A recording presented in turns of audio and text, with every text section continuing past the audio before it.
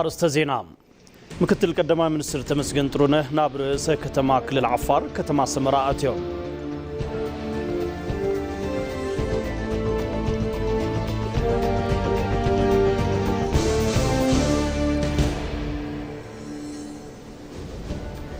لمعت كوريدر عدل صراح كم مفتقر بتوساقي بركس بلو مناسي انجنرات لمدي نكرخبو كم زحقزة تقليسو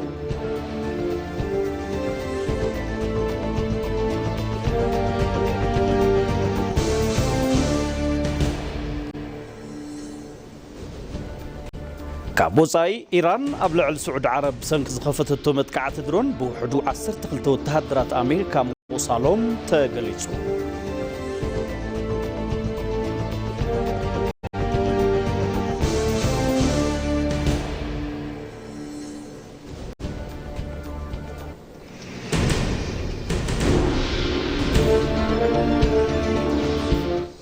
علت قدام عصر شعات مقابيد كلتش حن عصر شمونتنا متمرد قطر ساعة شعات تعقيلونا باخو مزحرنا يوم عد زينا ايتبي تقنيا حيزنا لكم قريبنا لنا كما يتوعلو كبرات تملكتي مزيناتات جيتاتشو علوم مساخمو كتصنحي سنة مكتال نكوخنا لكم تمنيتنايو فلما حصرت زيناتات كابل محمد كساب وكو مهرتي فريات باباين بانانان بزوح بركة زلاقن زين الصفريات كم زبكل مريتنا حياو مسكر يكبلو قدما من سرابي أحمد قليصام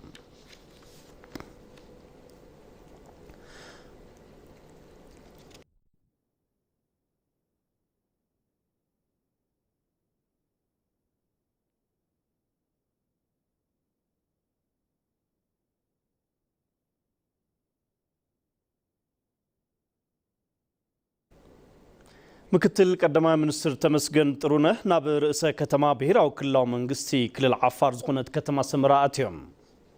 مكتل قدما منستر تمسجن طرونه نعدتهم طميتهم ملختام محلاليفهم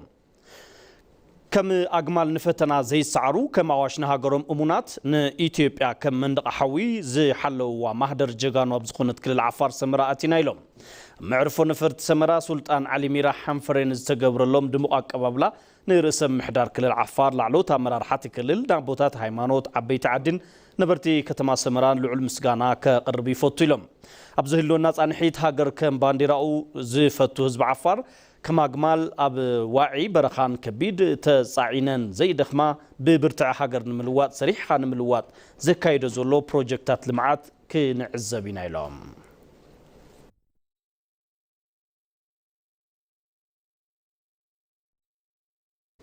كوربوريشن بايتي فيدرال كم ماخل نقدوركي نخجل قلاب بياساز تهانس الزمن أو نقداوي هنسا جولد مول لومي أمريقوم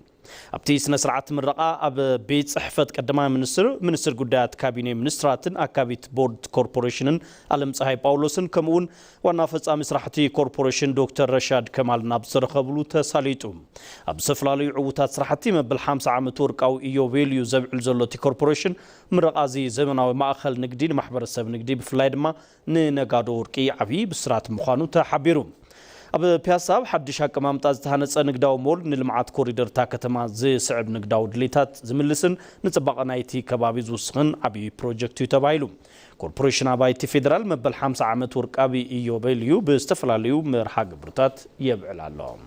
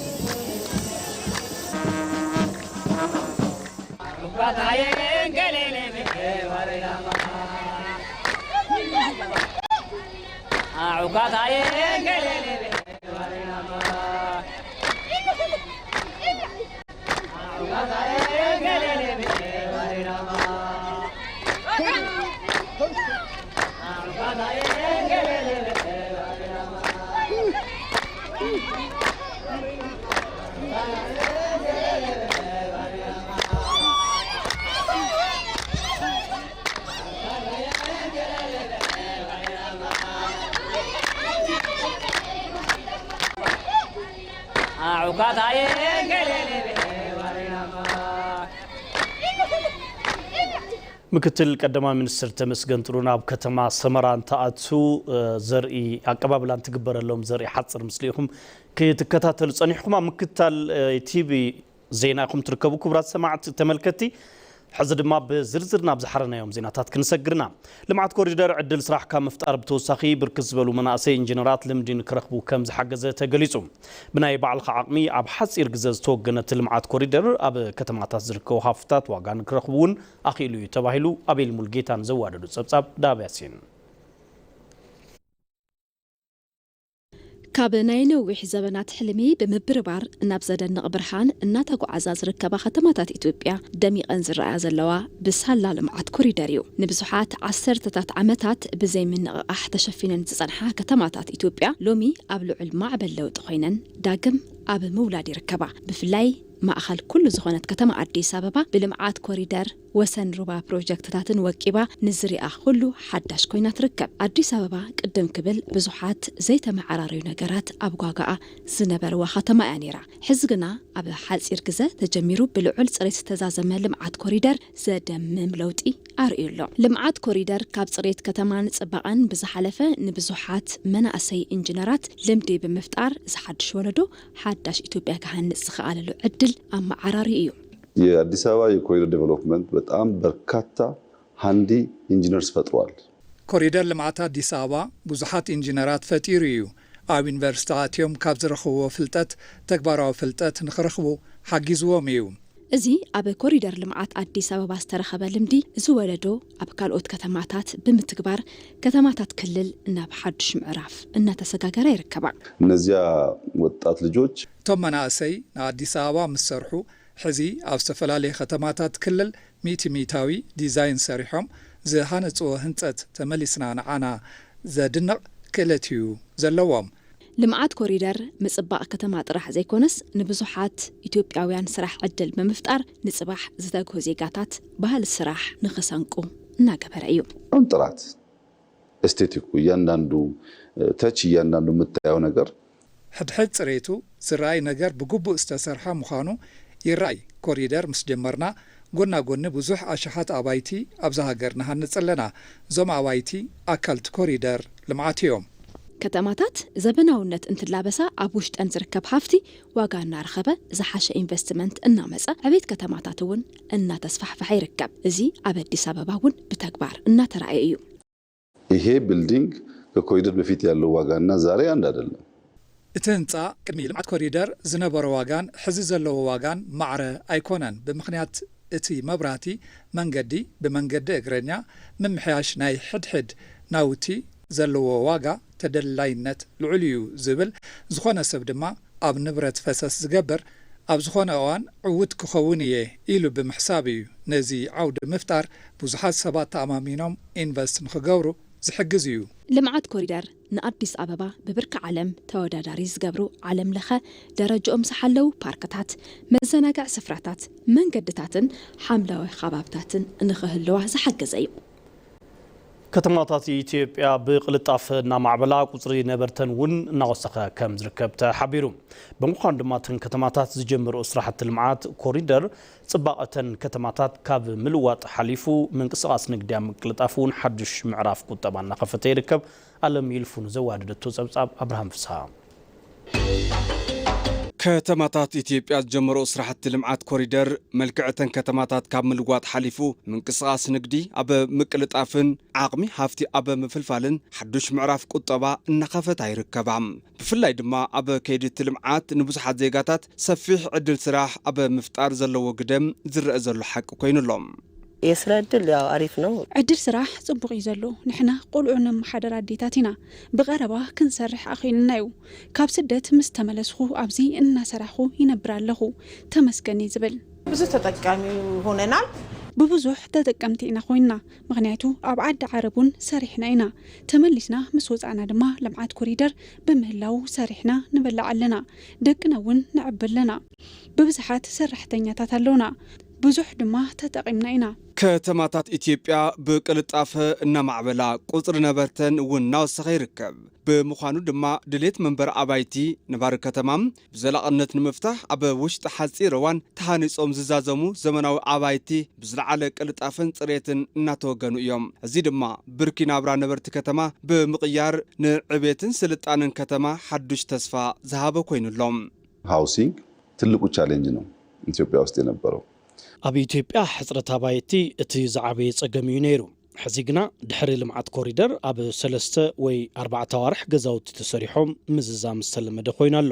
ኣብ መላእ ሃገር ብኣሽሓት ዝቁፀሩ ገዛውቲ እናሃነፅና ንርከብ እዞም ሓደሽቲ ገዛውቲ ኣካል እቲ ኮሪደር ልምዓት እዮም ኮሪደር እንትስራሕ ቦታ ትፈሊ ዕላማቲ ቦታ ትፈሊ ንመስርሕ ኣባይቲ ዝውዕሉ ቦታታት ትፈሊ ካብኡ ድማ ደረጃኦም ዝሓለዉ ኣባይቲ ይህነፁ ካልእ ድማ ናይቲ ዝስራሕ ገዛ ዋጋ እዩ ቅድሚ ኮሪደር ዝነበረን ድሕሪ ኮሪደርን ናይ ዝነበረ ገዛ ዋጋ ማዕራይ ይኸውንን ኮሪደር ምስ ተሰርሐሉ ዝተፈላለዩ መሰረተ ልምዓታት ስለ ዝማልኡሉ ዋጋ ናይ ምውሳኽን ነዝስዒቡ ድማ ዝተፈላለዩ ኢንቨስተራት ክስሕብን ስለ ዝገብር እዚ ዕድል ምፍጣር ምኽኣሉ ባዕሉ ዓብዪ ዓወት እዩ ብመንግስቲ ምድማር ትኹረት ዝተዋህቦ መሰረተ ልምዓት ናይ ምምላእ ስራሕቲ ንምንቕቓሕ ቁጠባን ስራሕቲ ንግድን ዝምቹ ኩነታት ፈጢሩ እዩ ብኻልእ ገጽ ድማ ዝርግሐ መሰረተ ልምዓት ሓፈሻዊ መፍረያይነት ከተማታት ብምዕባይ ፍሰት ንግዲ እናሳለጠ ከም ዝርከብ ብተግባር እናተርኤ እዩ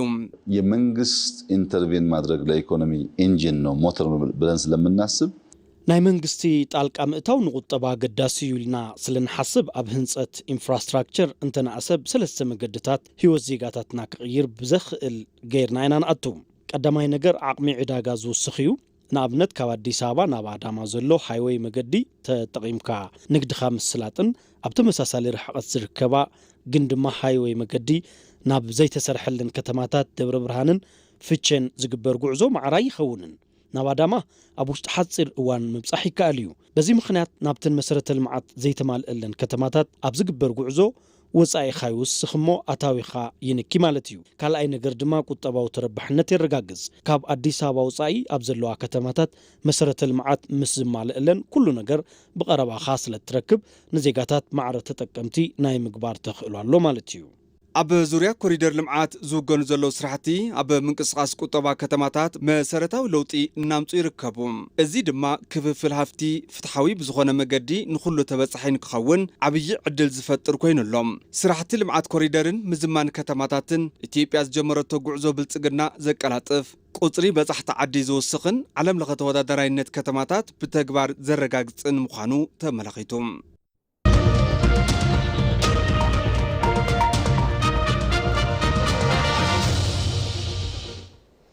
ማዕድ ዜናና እንዳቐጸለዩ ዜና መረፃ ኣብ ሸውዓይ ሓፈሻዊ መረፃ ንዝንሓንሑ ፖለቲካዊ ውድባት ብነፃ ሚድያ ኣየር ሰዓትን ዓምዲ ጋዜጣታትን ዕላው ኮይኑ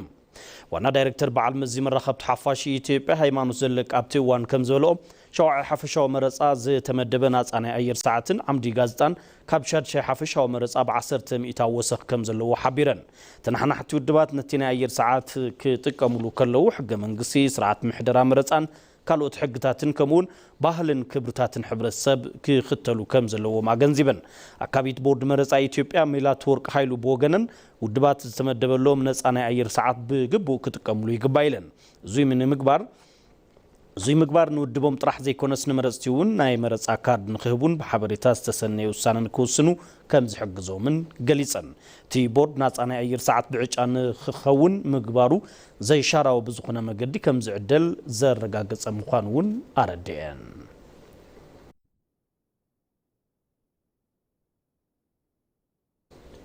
ኣብ ዝተፈላለዩ ወረዳታት ዞባ ቦረና ምዝገባ መረፅቲ ይፍፀም ከም ዘሎ ተሓቢሩ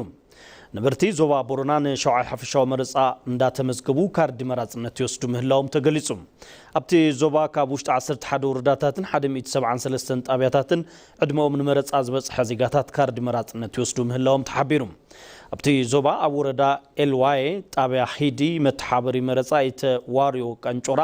ንምዝገባ ካብ መንጎ ዝተሃቀነ መብዛሕትኡ ከም ዝተወገነ ገሊፆም ኣብቲ ዞባ ኣብ ዝርከቡ 259 ጣብያታት መረፃ ከም ክምዝገቡ ትፅቢታ መንጎ ዝግበረሎም ተመዝገብቲ 900 ምዝገባ ምውጋኑ ተገሊጹ ብተመሳሳሊ ዜና ንሸውዓይ ሓፈሻዊ መረፃ ንምስታፍ ካርድ መረፃ ወሲዶም ምድለዋቶም ምውጋኖም ነበርቲ ዞባ ምዕራብ ሸዋ ገሊጾም ኣብ ዞባ ምዕራብ ሸዋ ኣብ ውሽጢ 1148 ጣብያታት መረፃ ምዝገባ መረፅቲ እንዳተወገነ ምዃኑ ተገሊጹ ኣብቲ ዞባ ነበርቲ ወረዳ ደንዲ ካርዲ መራፅነት ድሕሪ ምውሳድ ሕገ መንግስቲ ዝሃገር ዝሃቦም መሰል መራፅነት ንምጥቃም ምድላዎም ተዛሪቦም እቲ መረፃ ዲሞክራሲያዊ ነፃ ፍትሓውን ሰላማውን ኮይኑ ንክዛዘም እጃሞም ንክዋፁ ድልዋት ምዃኖም ቶም ነበርቲ ገሊጾም ቶም ነበርቲ ምርጫ ንህንፀት ስርዓት ዲሞክራሲ ኢትዮጵያ ኣገዳሲ ምዃኑ ድሕሪ ምግላጽ ኩሎም ዜጋታት ኣብቲ መረፃ ብንቕሓት ተሳቲፎም መሰሎም ክጥቀሙሉን ዜግነታዊ ግብኦም ንክዋፁ ፃውዒት ኣቕሪቦም ክብሉ ጸብጻባት ኣብያተ ጽሕፈታት ኮሙኒኬሽን ዞባታት ምዕራብ ሸዋን ቦረናን ኣረድአን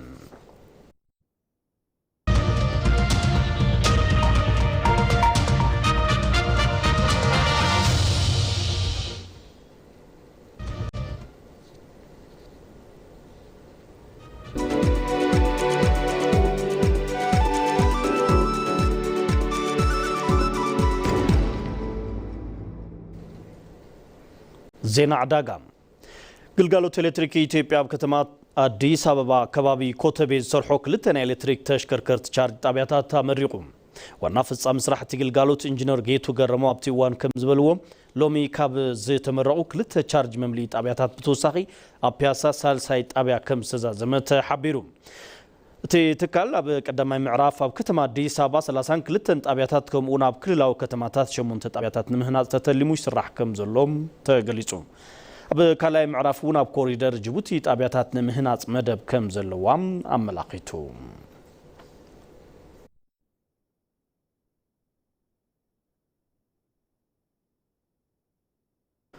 ኣብ ኢትዮጵያ ኢንቨስት ይግበሩ ፎረም 2026 ተዛዚሙ ኢንቨስትመንት ይግበሩ ፎረም 2026 ከም ተዛዘመ ተገሊጹ ኣብቲ ፎረም ዝተፈላለዩ ዘፈራት ዘካተቱ ብሓፈሻ 13.1 ቢልዮን ዶላር ዝግመቱ ውዕላት ኢንቨስትመንት ተፈሪሞም ኣብ መዛዘሚቲ ፎረም ብዝተዋሃበ መርሃ ግብሪ ክታም ኣብ ማኑፋክቸሪንግ ሕርሻ ሓይሊ ማዕድንን ካልኦት ዘፈራትን ዓበይቲ ስምምዓት ኢንቨስትመንት ተፈሪሞም ዝተፈረሙ ውዕላት ኣብ ቁጠባ ኢትዮጵያ ዘሎ እምነት ኢንቨስተራት ከም ዘርኢ ዝተገለጸ እንትኸውን እቶም ውዕላት ንፈጠራ ስራሕ ሽርፍ ወጻኢ ንምርካብን ንስግግር ቴክኖሎጂን ልዑል ኣስተዋጽኦ ከም ዝህልዎም ተሓቢሩ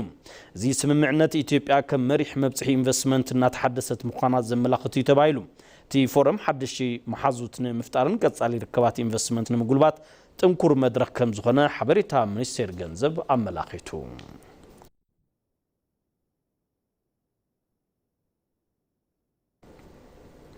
ኣሞዳታ ዜና ወጻኢ ኢራን ኣብ ልዕሊ ስዑድ ዓረብ ሰንኪ ዝኸፈተቶ መጥቃዕቲ ድሮን ብውሕዱ 12 ወተሃደራት ኣሜሪካ ምቑሳሎም ተገሊጹ ኢራን ኣብ ልዕሊ መዕርፎ ነፈርቲ ልዑል ስልጣን ስዑድ ዓረብ ብሰንኪ ዝፈጸመቶ መጥቃዕቲ ድሮን ብውሕዱ 12 ወተሃደራት ኣሜሪካ ከም ዝቆሰሉ ጸብጻባት ሚድያታት ዋሽንግተን ሓቢረን ብሰንኪ መጥቃዕቲ ብውሕዱ 2 ወተሃደራት ኣዝዩ ከቢድ ጉድኣት በጽሕዎም እዩ ክብል ዎል ስትሪት ጆርናል ኣረዲዩ እቲ መጥቃዕቲ ብውሕዱ ሓደ ሚሳኤልን ብርክት ዝበሉ ሰባልዎ ኣውሮፕላናትን ዘካተተ ምዃኑ ትግለጽ ብርክት ዝበላ ኣብ ኣየር ነዳዲ ዝመልኣ ኣውሮፕላናት ግዳያቲ መጉዳእቲ ምዃነን ተገሊጹ ሰበስልጣን ማእኸላዊ እዚ ፔንታጎንን ኣሜሪካን እዚ ዜና ክሳብ ዝተዳለወሉ እዋን ብዛዕባ መጥቃዕቲ ዝበልዎ ነገር የለን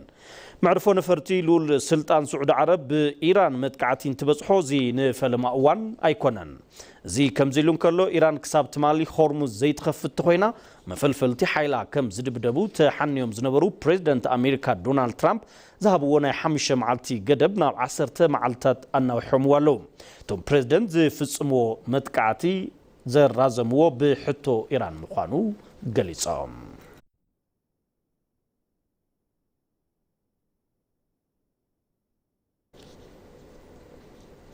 كبرات تملكتي زينا ومسنادوتاتنا قدمي مزامنا قندغنت بتاتنا كنزخاخركم مكتل قدماي منستر تمسجن طرونه ناب رئيس كتما كلل عفار كتما سمراءتيو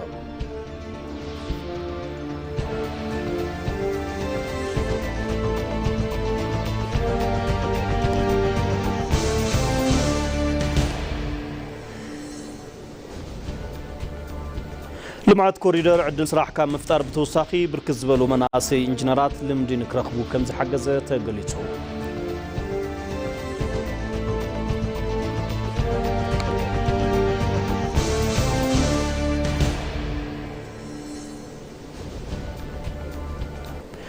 إيران قبل على سعود عرب سنجز خفتته متكعات درون بوحدو 12 وتهدرات أمريكا مقصالهم تقليتو للومي على قدام 10 شعات مقابيت كلتش حن 10 شمونتنا متمر الساعات شعاتنا بخوم زحرنا يوم عد زينا اي تي في تقرينيا زي كتكتاتلو صنحكم مسل نيرون سلامكتالكم نمسكن جيتاچو علوم سمويا استوديو حبيبكم نيراب بزلكم وسلام كتكونوا تمنيتنا